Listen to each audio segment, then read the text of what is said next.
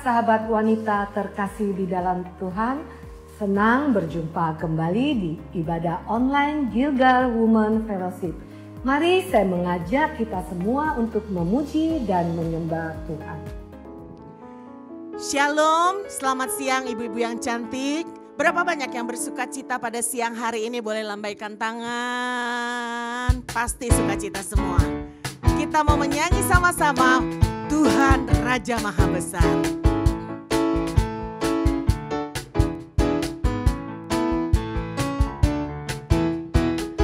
Tuhan Raja Maha Besar, mari datang menyembah Dia. Tuhan Raja Maha Besar, mari datang menyembah Dia. Dia pencipta dunia ini, Dia membentuk gunung-gunung, kehadirannya datanglah, nyanyi bersyukur padanya. Dengan bersuka bernyanyilah, Dia batu keselamatan, puji Dia. Tuhan Raja Maha Besar. Dari awal lagi kita nyanyikan pujian ini. Tuhan Raja Maha Besar, mari datang menyembah Dia. Tuhan Raja Maha Besar, mari datang menyembah Dia. Dia pencipta dunia ini, Dia membentuk gunung-gunung, kehadirannya datanglah, nyanyi bersyukur padanya. Katakan dengan bersuka. Dengan bersuka bernyanyilah, Dia batu keselamatan, puji Dia. Tuhan Raja Maha Besar. Dengan bersuka bernyanyilah, Dia batu keselamatan, puji Dia. Tuhan Raja Maha Besar. Sekali lagi katakan dengan bersuka bernyanyilah, Dia batu keselamatan, puji Dia. Tuhan Raja Maha Besar. Tuhan Raja Maha Besar. Tuhan Raja Maha Besar. Sekali lagi katakan, Tuhan Raja Maha Besar. Haleluya. Oh Tuhan pencipta langit dan bumi. Sama-sama kita tepuk tangan ya.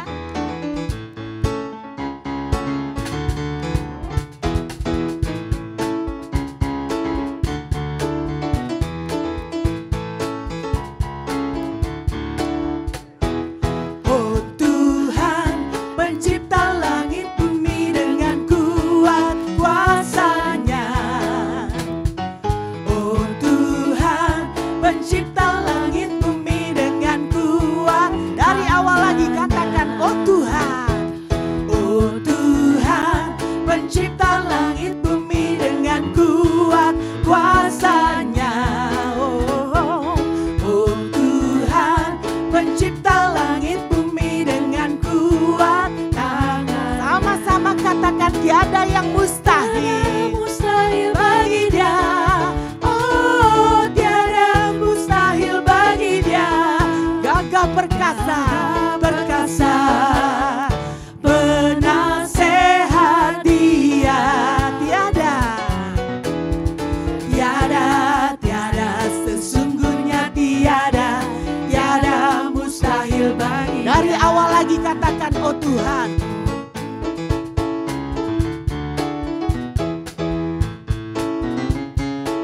Sama-sama. Oh Tuhan pencipta langit bumi dengan kuat tangan-Nya. Oh Tuhan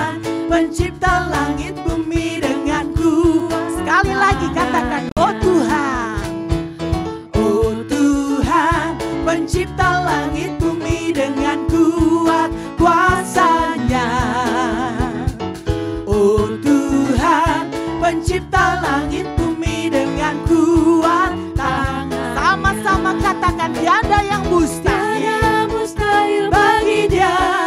Oh, tiada mustahil bagi Dia. Gagah perkasa,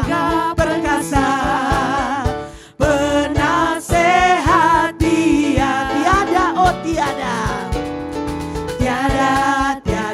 sesungguhnya tiada mustahil bagi Dia. Tiada mustahil bagi Dia. Oh, tiada mustahil bagi Dia. Katakan gagah perkasa,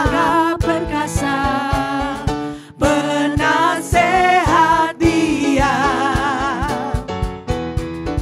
Tiada, sesungguhnya tiada mustahil bagi Dia. Katakan tiada, oh tiada, sesungguhnya tiada mustahil. Sekali lagi katakan tiada, sesungguhnya tiada mustahil bagi Dia. Haleluya. Berapa banyak ibu-ibu yang percaya bahwa masalah apapun, penyakit apapun, katakan tiada yang mustahil bagi Tuhan. Karena Dia mampu menyembuhkan, Dia mampu memberikan jalan keluar bagi yang sudah tidak ada jalan. Sama-sama katakan, tiada mustahil. Tiada mustahil bagi Dia. Oh, tiada mustahil bagi Dia. Gagah perkasa, penasehat Dia. Penasehat Dia. Katakan tiada, oh tiada. Tiada, sesungguhnya tiada mustahil bagi Dia. Sekali lagi katakan, tiada mustahil bagi Dia. Sungguh hanya Engkau yang mampu menyembuhkan, yang mampu memberikan jalan keluar bagi kami yang percaya Tuhan. Gagah perkasa,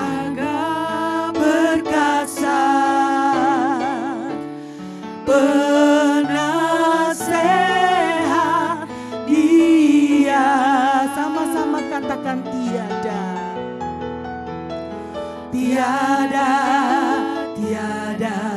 sesungguhnya tiada mustahil bagi Dia. Tiada, oh tiada, oh tiada, sesungguhnya tiada mustahil bagi Dia. Terima kasih Tuhan, kami percaya sungguh tiada yang mustahil bagi Engkau. Karena kami mempunyai Allah yang besar, yang selalu memegang tangan kami. Terima kasih Tuhan.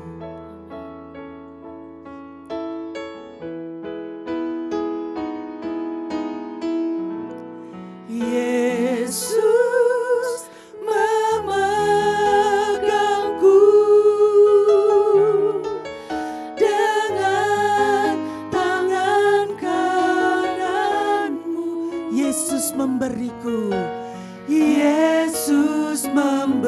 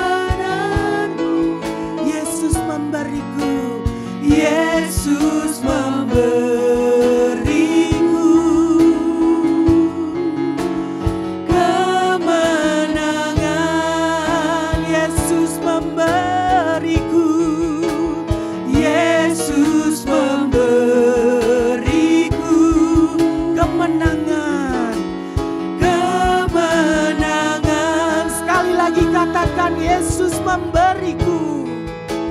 Yesus memberiku kemenangan.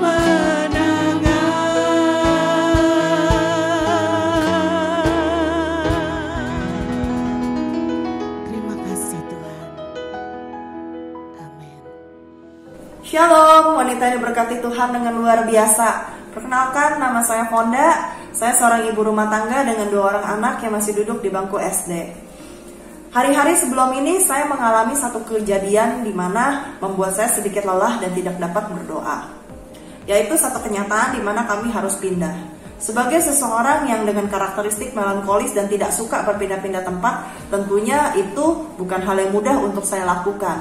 Ditambah lagi kepindahan kemarin bertepatan dengan liburan anak-anak sekolah yang dimana menjadi extra miles tersendiri bagi saya untuk menjelaskan kepada anak-anak bahwa sebagian waktu akan kami pakai untuk pindah-pindahan rumah, tidak full untuk liburan. Suami saya secara pribadi juga sudah menjelaskan kepada saya alasan kenapa kita harus pindah dan apa rencana-rencana kita ke depannya. Ada beberapa hal yang menjadi perdebatan dan argumentasi yang tidak terselesaikan di antara kami, sehingga menjadikan komunikasi yang ada di antara kami menjadi kurang baik dan membuat saya jadi nggak bisa mengkomunikasikan apa yang saya maksud, apa yang saya mau dengan baik. Karena saya tahu di posisi seperti ini kita sama-sama lagi lelah, saya dengan ketakutan saya dan dia juga dengan ketakutan dan pergumulan dia tersendiri. Sehingga pada akhirnya saya memilih untuk memendam itu di dalam diam, bahkan saya nggak curhat sama teman-teman saya.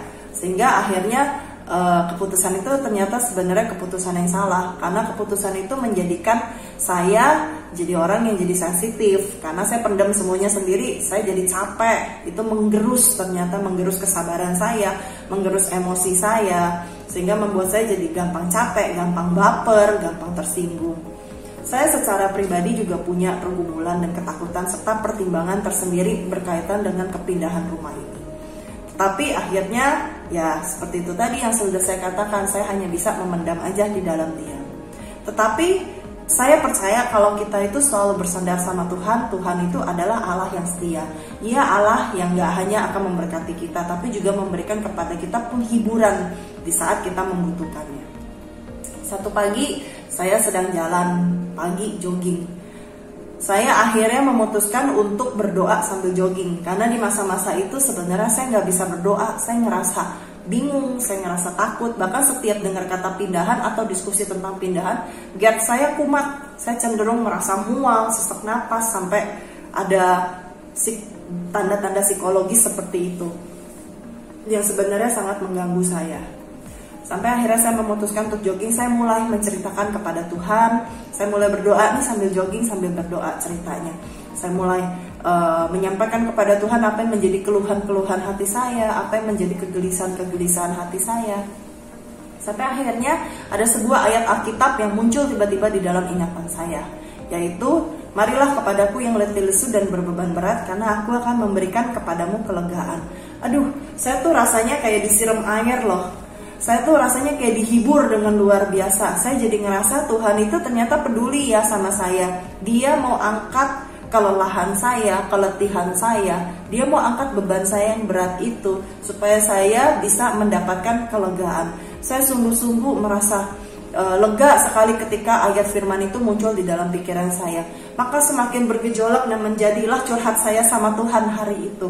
Dan saya bergegas melanjutkan rute perjalanan saya, rute jogging track saya bergegas lanjutkan, tapi saya tetap berhati-hati. Saya bersyukur saya memiliki Tuhan yang luar biasa. Dalam perjalanan waktu semakin cepatlah kepindahan kami sudah tak terasa di ujung mata. Sampai akhirnya kami mendapati sebuah kenyataan, semakin dekat kepindahan kami, kalau usaha yang sedang kami usahakan itu ternyata merosot, gak baik-baik aja. Bahkan cenderung minus, yang biasanya stabil ini tiba-tiba menjadi merosot, bahkan cenderung minus. Sampai kepada pemikiran bahwa saya memang sudah merencanakan untuk membuka keran baru yang bisa digunakan untuk mensupport kehidupan finansial keluarga kami. Namun ternyata dengan adanya kenyataan ini tentunya ada beberapa hal yang harus ditunda. Dan saya kembali ketakutan dan kembali bertanya sama Tuhan, kenapa? Kok bisa begini? Kok bisa begitu? Sampai akhirnya Tuhan menjawab saya melalui sebuah perenungan.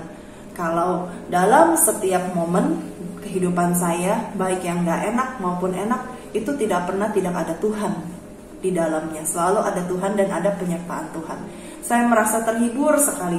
Yang kayak kemarin ya, saya merasa kayak lagi diajak lari, gak ada jedanya gitu. Diajak lari gak ada jeda, gak ada tujuan.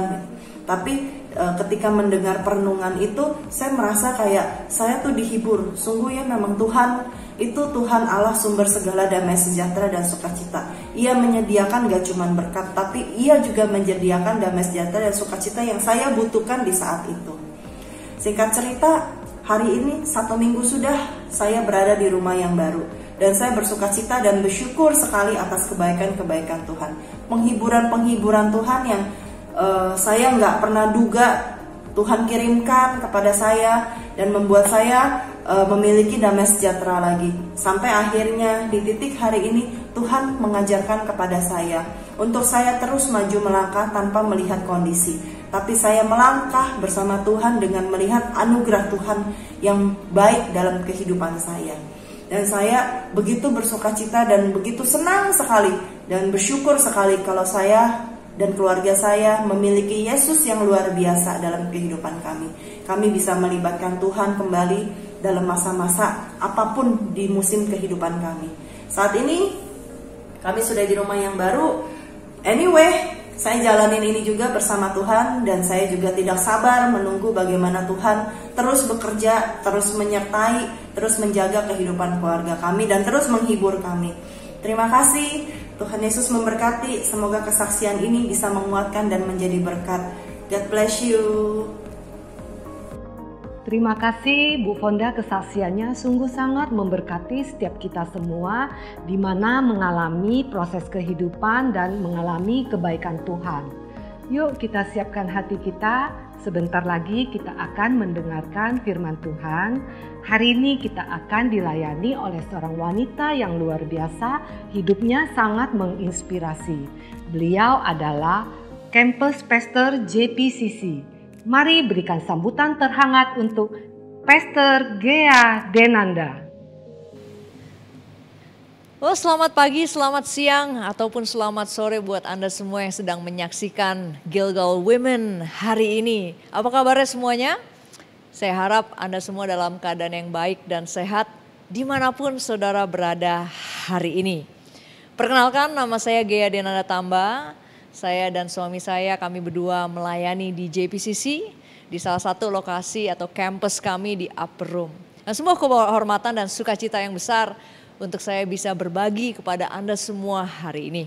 Saya berdoa, saya berharap bahwa apa yang dibagikan hari ini, firman Tuhan yang bisa keluar hari ini dan saudara terima bukan hanya sekedar another message yang saudara dengar, tapi ini bisa menjadi firman yang mengubahkan kehidupan saudara semua. Amin. Mari kita berdoa sejenak. Tuhan, terima kasih untuk hari ini kami bisa datang mendengarkan firman-Mu. Kami percaya Tuhan bahwa firman-Mu itu adalah sumber kehidupan, sumber segala sesuatu yang kami perlukan. Urapi hamba-Mu yang akan berbicara dan juga urapi kami yang mendengarkan dimanapun kami berada hari ini. Biar kami bisa menerima, menangkap isi hati-Mu. Terima kasih Tuhan. Hanya di dalam nama Tuhan Yesus Kristus kami berdoa. Amin. Well, hari ini saya beri judul sharing saya, Our Ultimate Rest. Tempat peristirahatan yang sejati. Saudara, kita hidup di generasi yang fast pace. Ya, generasi yang begitu cepat. Semuanya serba cepat. Di mana kita secara konstan kita berlomba-lomba untuk menjadi yang tercepat. Bahkan kita mencoba untuk melakukan segala sesuatu dengan cepat. Dan terkadang kita mengatasnamakan produktivitas di atas segala-galanya. Kalau saudara orang yang bekerja, wanita yang bekerja sama seperti saya, suka dengan kata produktif, bukan? Nah, tetapi saudara, seberapa banyak dari kita yang juga bisa relate dengan pernyataan ini? So many things, so little time. Ada begitu banyak hal yang perlu untuk dilakukan, tetapi kok rasanya waktunya sedikit sekali. So many things, so little time. Nah, sebagai wanita, kita semua bisa relate dengan kata ini, bukan?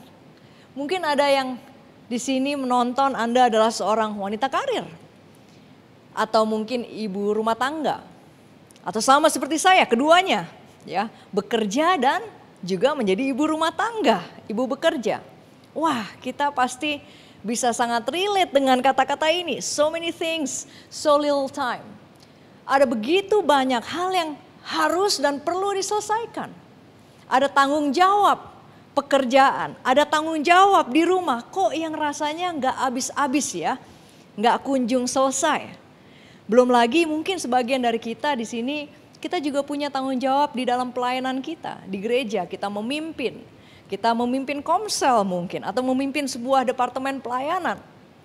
Ada begitu banyak hal yang kita perlu lakukan, but yet we feel there's so little time, gak ada habisnya. Nah saudara, kalau kita gak hati-hati, tanpa sadar, kita bisa tergulung di dalam sebuah kecepatan yang tidak terkendali. Kita bisa menjadi orang-orang yang restless. Orang-orang yang senantiasa merasa gelisah. Kita merasa tidak tahu lagi caranya untuk berhenti. Dan tidak heran hari-hari ini ada begitu banyak cerita di sekitar kita, atau mungkin kita juga mengalami, di mana ada begitu banyak orang yang mengalami tingkat kecemasan yang begitu tinggi. Mental health menjadi isu yang cukup glaring hari-hari ini. Ada banyak orang ya, tidak terkecuali hamba Tuhan, yang hidup di dalam kegelisahan. Being so restless. Hidup kita menjadi terlalu penuh. Kita nggak lagi punya margin atau ruangan untuk bernafas. We've become tired and exhausted women. Nggak lagi punya ruangan bahkan untuk jadi berkat bagi orang lain yang ada di sekitar kita. Karena hidup kita begitu penuh dan tanpa sadar kita menjadi tercekik dengan beban yang mungkin tidak seharusnya kita emban, tetapi kita sendiri yang taruh di dalam kehidupan kita. Nah, saudara, ternyata perasaan ini, beban ini, hal ini juga pernah dialami oleh bangsa Israel. Bangsa Israel tercekik dengan beban yang begitu luar biasa. They've become tired and exhausted too. Mereka tercekik dengan beban hukum dan tradisi agamawi mereka sendiri, hukum Taurat. Menariknya saudara, hukum Allah yang seharusnya membawa mereka untuk bisa menjadi dekat, lebih dekat dengan Tuhan. Tetapi justru membuat mereka menderita. Dan lebih parahnya lagi saudara, di zaman itu para pemimpin dan guru agama yang seharusnya bisa menuntun umat Allah untuk mengerti kenapa hukum itu ada, untuk memperkenalkan pribadi di balik hukum itu, justru mereka menggunakan hukum itu untuk kepentingan mereka sendiri dan menekan umat Allah.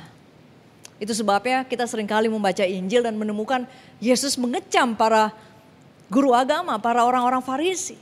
Karena seringkali mereka berlaku tidak adil. Mereka seringkali menggunakan hukum untuk kepentingan mereka sendiri. Dan di tengah-tengah kondisi yang seperti ini, apa yang bangsa Israel alami begitu tertekan dengan hukum yang ada. Yesus kemudian datang untuk menawarkan sebuah undangan yang luar biasa. Saya mau ajak saudara untuk baca apa yang Yesus tawarkan di Matius 11 ayat 28 sampai 30. Yesus berkata seperti ini, ayat 28. Marilah kepadaku semua yang letih lesu dan berbeban berat. Aku akan memberikan apa? Kelegaan kepadamu. Pikulah kuk yang kupasang dan belajarlah padaku, karena aku lemah lembut dan rendah hati, dan jiwamu akan mendapat ketenangan. Sebab kuk yang kupasang itu enak dan bebanku pun ringan. Wah, ini sebuah undangan yang sangat menyegarkan, yang sangat luar biasa, yang Yesus berikan kepada bangsa yang sedang tengah merasa begitu exhausted. Ada dua undangan yang Yesus tawarkan di sini kepada mereka, dan tentunya kepada kita semua yang sedang mendengarkan firman Tuhan hari ini. Dia awali kata-katanya dengan berkata, marilah kepadaku. Ajakan pertama yang ia berikan adalah untuk datang kepadanya. Perhatikan saudara, bukan untuk datang ke gereja, atau datang ke conference, atau datang ke seorang pendeta terkenal, atau ke seorang konselor, atau ke sebuah ritual agamawi. Tapi Yesus berkata, marilah kepadaku, datang kepada Kristus. Dia menawarkan dirinya sendiri dan bukan yang lainnya. Dan yang luar biasa, undangan ini sangat inklusif. Nah, dia bilang, marilah kepadaku semua. Tidak terkecuali. Terlepas dari status ekonomi saudara, terlepas dari apa kepercayaan saudara, terlepas dari saudara sudah percaya Yesus atau belum, dia bilang semua. Marilah kepadaku semua yang letih lesu dan berbeban berat. Sudah banyak dari kita hari ini yang sangat bisa relate dengan kata-kata ini. Kita merasa letih lesu dan berbeban berat. Saudara, saya mau ajak saudara perhatikan kata letih lesu dan berbeban berat di sini. Kata letih lesu di dalam bahasa aslinya menerangkan sebuah kondisi di mana seseorang itu bekerja sampai betul-betul habis energinya. Udah exhausted, udah sama sekali gak ada yang tersisa di dalam dirinya. Lah makanya namanya letih lesu ya, saya suka bahasa Indonesia. Karena gak cuma sekedar letih, ya, tapi sampai dia lesu. Ya saudara, kalau ketemu orang yang lesu akan langsung kelihatan dari mukanya ya. Pernah ketemu seorang yang seperti itu, atau mungkin saudara lagi merasa seperti itu. Udah habis, udah gak ada lagi satu pun yang tersisa dalam diri saudara. Atau bahasa modernnya hari-hari ini kita sering sebut dengan kata burn out. Udah habis, sudah gak ada lagi tenaga. Itu yang dimaksud dengan letih lesu. Nah, kata berbeban berat di sini juga menjelaskan sebuah kondisi di mana seseorang itu mengalami yang namanya overload atau mengalami kelebihan beban yang sangat berat. Ya, overload. Mungkin kalau saya bisa ilustrasikan buat saudara, kalau saudara bayangkan saudara masuk lift, ya. Saya kebetulan setiap minggu dan jemaat kami kalau mau ibadah harus naik lift ya ke lantai 12. Ya. Nah, apa yang terjadi waktu mereka antri masuk lift? Kalau yang masuk kebanyakan, begitu beban liftnya tidak lagi bisa menampung, langsung keluar signal ya di liftnya yang berkata overload, ya, kelebihan beban. Lalu apa yang terjadi saudara? Begitu liftnya dalam kondisi kelebihan beban, dia gak akan bisa kemana-mana.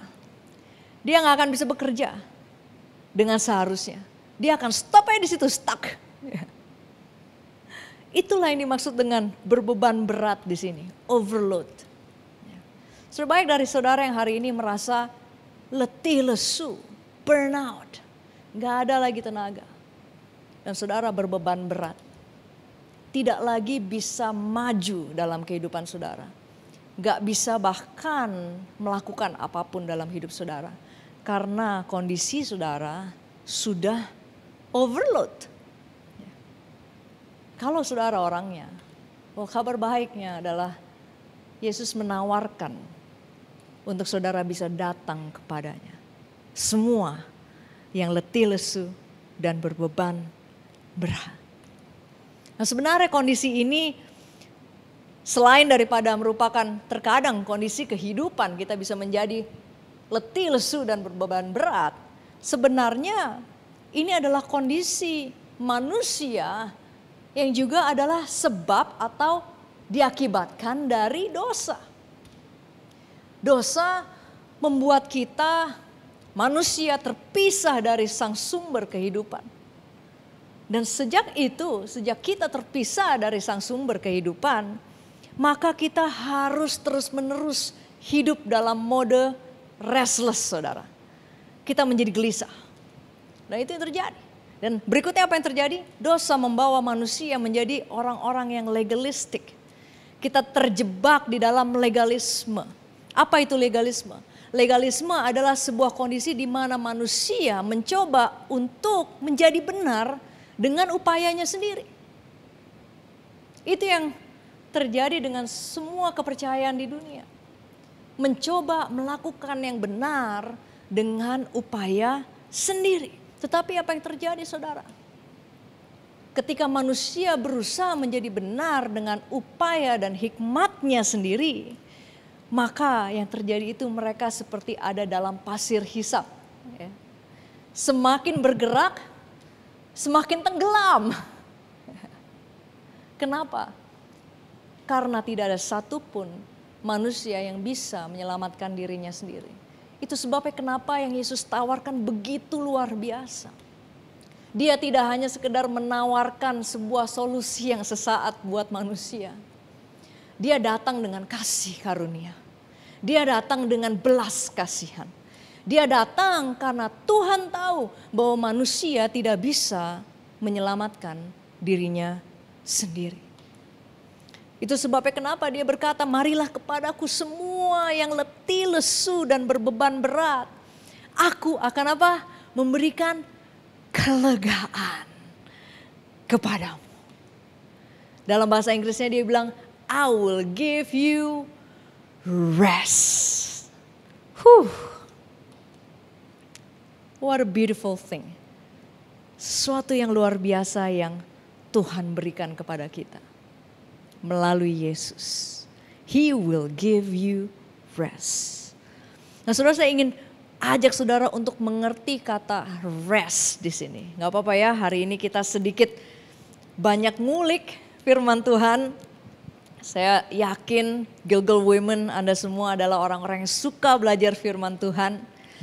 So bear with me. Ya. Nah, kata rest atau kelegaan di sini artinya adalah sebuah keadaan di mana kita benar-benar beristirahat total. Sehingga kita bisa menjadi pribadi yang penuh dengan ketenangan, mengalami kepuasan jiwa, menemukan kekuatan baru. Fully energized and fully recharged spiritually. Benar-benar seperti di charge, saudara. Jadi ibarat kalau saudara punya handphone semua ya, harusnya hari-hari ini baterai handphone saudara udah habis ya. Ini saudara charge, saudara sambungkan kepada sebuah daya dan diisi sampai full, saudara. Bukan seperempat, bukan setengah ya. Karena kalau seperempat, setengah, dikit-dikit perlu di charge, saudara. Tapi full. Jadi fully energized, fully recharged spiritually, ya, secara rohani. Ya, karena saya percaya kalau saudara full secara rohani, maka seharusnya itu akan memiliki dampak terhadap kesehatan emosi saudara dan juga kesehatan jasmani saudara. Ya. Nah, yang menariknya di sini saudara, kalau kita pelajari lebih lanjut, bahasa aslinya rest di sini merupakan kata yang sama yang dipakai untuk menerjemahkan kata Sabat di Perjanjian Lama. Menarik ya saudara ya. Nanti I think this is for another sermon ya. Karena kalau kita lanjut ke Matius 12 sebenarnya Yesus sedang menegur atau beradu argumen dengan orang-orang Farisi tentang hari Sabat. Tapi that's for another sermon. But for me ini sesuatu konsep yang sama berarti. Dan kalau saudara pelajari tentang hari Sabat di Perjanjian Lama, the bottom line adalah it's all about connecting with God. It's all about tersambung kembali dengan Tuhan. Karena disitulah kita menemukan segala sesuatu yang kita butuhkan.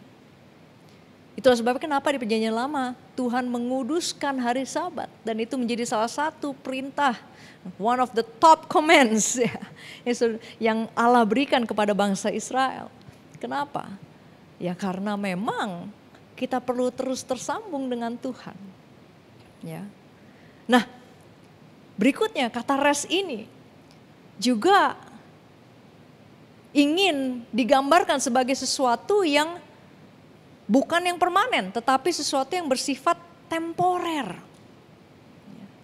Bukan permanen tetapi temporer. Artinya kita nggak bisa cuman sekali saja lakukan. Ya. Karena kalau permanen saudara lakukan sekali and that's it. It's permanent. Ya. Tetapi di sini perlu dilakukan dengan regular. Dengan rutin saudara perlu lakukan. Ya. Artinya juga bukan berarti saudara berhenti bekerja. Lalu saudara lepaskan tanggung jawab saudara. Atau lemparkan apa yang seharusnya menjadi bagian untuk kita kerjakan kepada Tuhan. Ya, itu namanya lempar tanggung jawab saudara. Tuhan tidak ingin kita demikian. Tetapi kita diberikan sebuah undangan untuk menemukan rest, kelegaan di dalam Dia. Sehingga, ada tujuannya saudara. Sehingga kita bisa senantiasa dalam kondisi yang kuat. Yang prima untuk mengerjakan panggilan dan rencana Tuhan di dalam hidup kita. Sudah banyak dari saudara sini percaya bahwa kehadiran saudara di dunia di mana saudara berada itu memiliki tujuan. Saya yakin banyak yang angkat tangan. Saya pun demikian, saya percaya bahwa saya diberkati untuk jadi berkat. Bahwa Tuhan punya tujuan yang unik di dalam kehidupan saya hari ini. Di keluarga saya, dimanapun saya ditempatkan, di lingkungan tempat kerja saya, di lingkungan tempat saya tinggal. Tuhan punya rencana. But here's the thing, saya harus senantiasa ingat untuk datang kepadanya. Untuk menemukan kelegaan. Supaya apa? Supaya saya terus memiliki kekuatan untuk bisa melihat rencana Tuhan terjadi di dalam dan melalui kehidupan saya. So rest in God is not free from work. Yeah. But so that we can be fit for work. Yeah. Jadi beristirahat di dalam Tuhan itu bukan tentang bebas dari tanggung jawab kita. Tetapi bagaimana kita bisa menemukan kelegaan sehingga kita menjadi kuat untuk bisa meneruskan, melakukan rencana Tuhan di dalam dan melalui kehidupan kita. Nah itu sebabnya kenapa di ayat 29 Yesus bilang seperti ini. Dia bilang, pikulah kuk yang kupasang. Dulu saya bingung, kok Tuhan bilang mau kasih rest. Tapi kenapa sekarang disuruh pikul kuk? Ya. Karena dulu saya pikir ya kalau rest harusnya gak usah disuruh ngapa-ngapain ya. Harusnya udah Tuhan aja yang kerjain semuanya gitu ya. Tapi dulu saya gak ngerti ayat ini. Dia bilang kok pikullah kuk yang kupasang dan belajarlah daripadaku. Karena aku lemah lembut dan rendah hati dan jiwamu akan mendapat ketenangan. Nah, kemudian saya coba pelajari konteksnya lebih lanjut kalimat Yesus di sini. Dan saya menemukan sesuatu yang sangat menarik perhatian saya dan memberikan saya pewahyuan dan pengertian. Nah saudara, izinkan saya untuk menjelaskan bahwa cook, mungkin tidak semua dari kita familiar dengan kata cook, karena kita hidup di zaman yang begitu modern.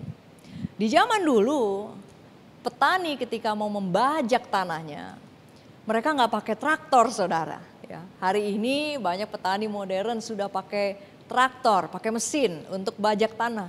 Tetapi di zaman dulu, terutama di zaman Yesus hidup, ketika seorang mau membajak tanah, mereka akan memerlukan hewan. Ya. Jadi cook ini adalah alat pertanian yang digunakan untuk mengikat 2 ekor lembu menjadi satu sehingga mereka bisa bekerja bersama-sama untuk membajak tanah. Itu kegunaan cook. Nah, yang menarik di sini adalah dari 2 ekor lembu yang digunakan oleh sang petani, 2 ekor lembu ini tidak dipilih dengan sembarangan, saudara. Tetapi arrangementnya harus seperti ini.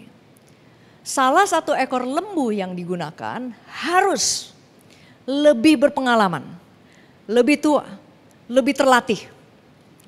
Dan yang 1 ekor lembu lainnya itu harus lebih muda, lebih tidak berpengalaman, dan tentu dia belum terlatih.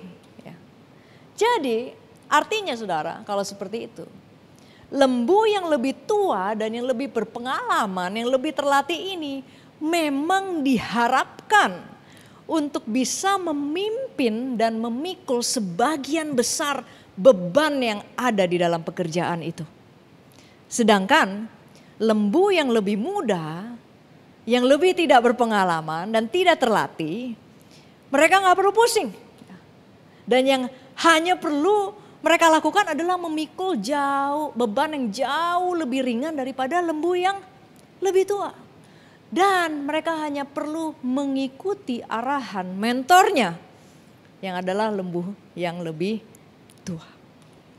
Itulah sebabnya kenapa Yesus berkata, cook yang kupasang itu enak, bebanku itu ringan. Sekarang kita baru mengerti ya. Kita baru mengerti. Karena dia sedang menggambarkan dirinya seperti lembu yang lebih tua, yang lebih kuat, yang lebih berpengalaman. Yang memang diharapkan untuk in charge, untuk memimpin dan untuk memikul beban yang lebih berat.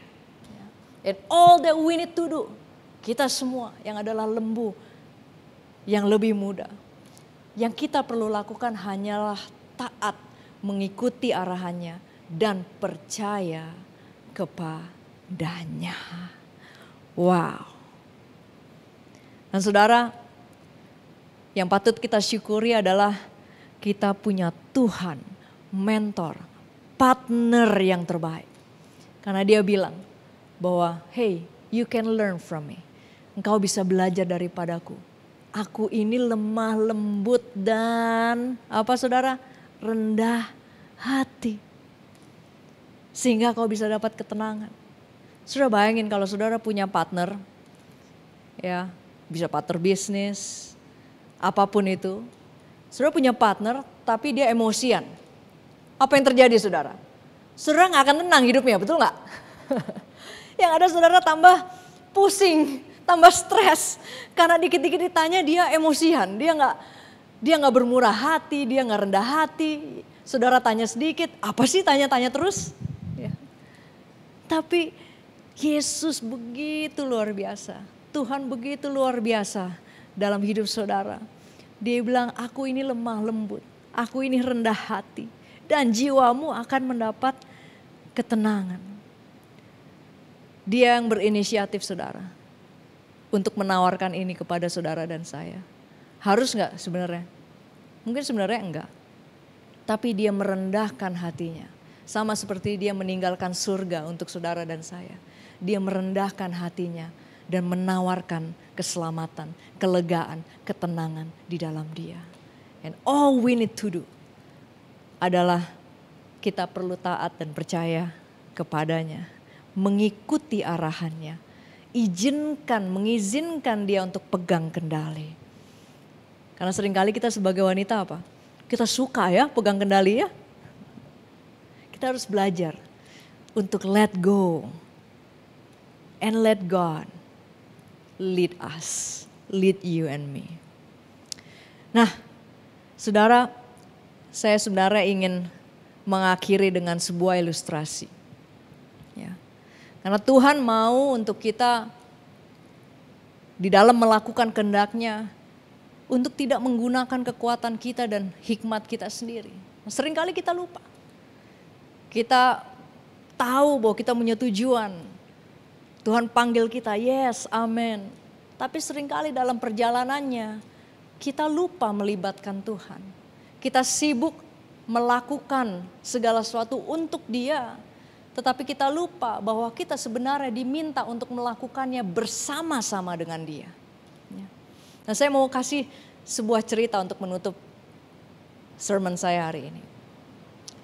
Nah, bayangkan saudara mau menyeberangi sebuah danau yang besar dan saudara punya dua opsi untuk menyeberangi danau tersebut. Ya, dibayangin. Ya. Opsi yang pertama yang saudara bisa pilih adalah saudara bisa mendayung perahu untuk menyeberangi danau yang besar itu. Oke. Nah, opsi yang kedua yang saudara bisa pilih adalah saudara bisa berlayar untuk menyeberangi danau itu. Oke.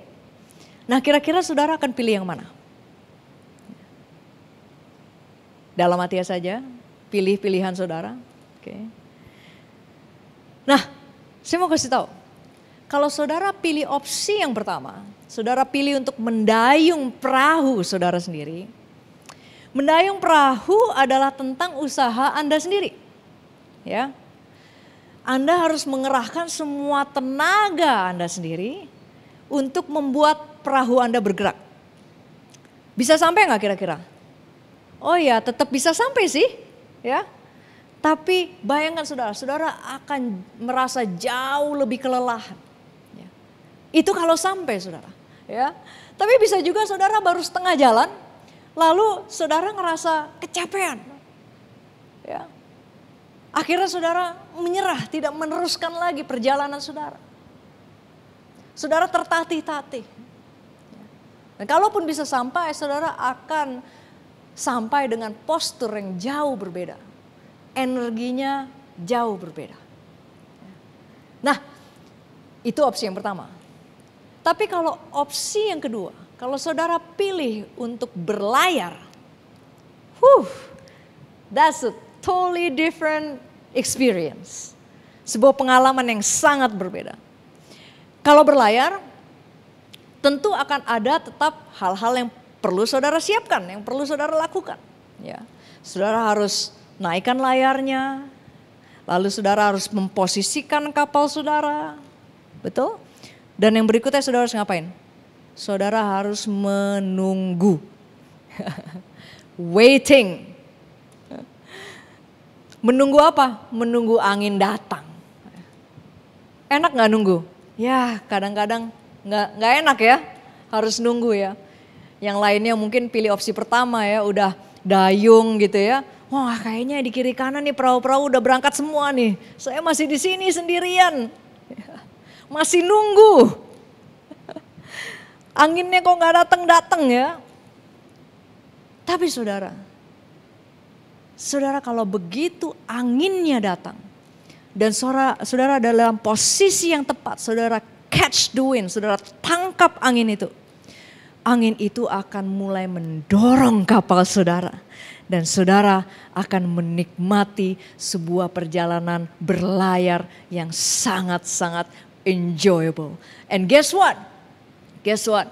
Begitu saudara sampai di ujung, sampai menyeberangi danau itu, saudara akan sampai dengan postur, dengan energi yang jauh berbeda. You will enjoy the ride. Saudara akan menikmati perjalanannya. Saudara bisa menikmati dan terlihat begitu menyenangkan. Dan you know what? Saya yakin. Kalau saya jadi saudara, saya akan pilih yang nomor 2. Ya. Dan saya yakin waktu orang lain melihat hidup kita seperti itu. Ya. Hidup yang bisa dinikmati. Hidup yang penuh dengan senyuman, enjoyable. Ya. I'm not saying nggak sulit ya, tapi jauh lebih enjoyable. Hidup yang bersandar bukan dengan kekuatan sendiri, tetapi bersandar pada kekuatan Tuhan. Saya percaya semua orang yang ada di sekitar kita akan melihat hidup kita dan mereka akan bertanya. Mereka akan tertarik untuk tahu apa sih rahasianya. Ya. Dan di saat itu kita bisa membagikan kepada mereka tentang kasih dan kuasa Tuhan yang bekerja di dalam dan melalui hidup kita. Bukan dengan kekuatan kita sendiri atau hikmat kita sendiri. Kata itu semua terbatas. Tetapi kuasa dan hikmat Tuhan tidak terbatas. Dan Dia mau bekerja di dalam melalui hidup saudara.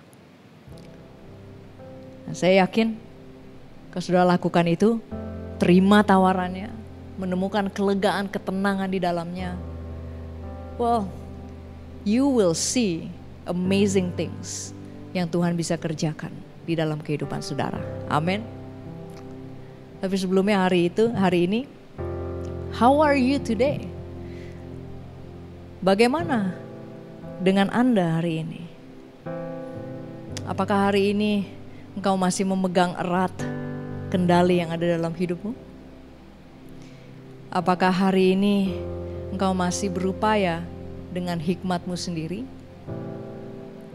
Well, I hope tawaran yang Yesus berikan hari ini kepada saudara untuk datang kepadanya, untuk memikul kuk yang Dia pasangkan, yang enak dan ringan itu. I hope you will say yes to Him. Karena hanya di dalam Yesus kita bisa menemukan our ultimate rest. Amin. Amin. Tutup catatan saudara, mari kita berdoa. Terima kasih Tuhan untuk hari ini kami boleh mendengar firman-Mu. Kami bersyukur kami punya Tuhan yang begitu lemah lembut dan rendah hati. Kami punya Tuhan yang peduli atas kehidupan kami. Hari ini Tuhan, kami diingatkan untuk kami bisa berserah kepadamu, untuk taat, untuk percaya kepadamu, bahwa apapun yang kami sedang alami hari ini, Tuhan, Engkau lebih besar dari itu semua. Dan kami mau berhenti menggunakan kekuatan kami sendiri Tuhan. Dan kami mau mulai untuk bersandar kepadamu. Kami tidak mau hanya berjalan atau bekerja atau melayani untuk-Mu, tetapi kami mau berjalan bersama-sama dengan-Mu. Dan kami percaya waktu kami berjalan bersama-sama dengan-Mu, kami akan melihat miracles after miracles. Kami akan melihat kuasa Tuhan bekerja. Kami melihat pemulihan, kami melihat Tuhan buka jalan di dalam keluarga kami, pekerjaan kami, apapun yang kami lakukan. Dan biarlah nama-Mu yang dimuliakan saja. Terima kasih Tuhan. Kami mengucap syukur untuk hari ini. Di dalam nama Tuhan Yesus Kristus kami berdoa. Amin. Terima kasih saudara semua sudah mendengarkan hari ini. Well, Tuhan memberkati. Saya percaya kita semua sudah diberkati daripada sharing Pastor Gea. Dan para wanita tentu saja kita akan mengalami rest di dalam Kristus Yesus. Dan ibadah sudah selesai dan kita akan menutup di dalam doa. Mari kita berdoa. Terima kasih Tuhan untuk firman-Mu yang menyegarkan kami, menguatkan kami kembali, dan kami menemukan rest di dalam Kristus Yesus. Dan para wanita, terimalah berkat daripada Tuhan, diberkatilah setiap keluarga menjadi keluarga yang harmonis, anak-anak yang takut akan Tuhan. Diberkatilah yang single, sehingga kau berjumpa dengan pasangan hidup yang terbaik pada waktunya.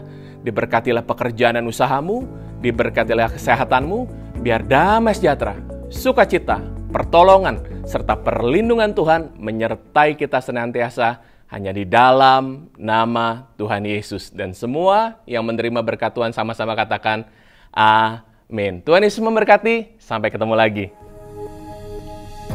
Hai ladies, mulai bulan depan, ibadah Gilgal Women Fellowship akan diadakan secara onsite sebulan sekali di setiap Sabtu minggu keempat. Mari bergabung bersama pada tanggal 26 Agustus 2023 pukul 10 di Gilgal Center. See you there!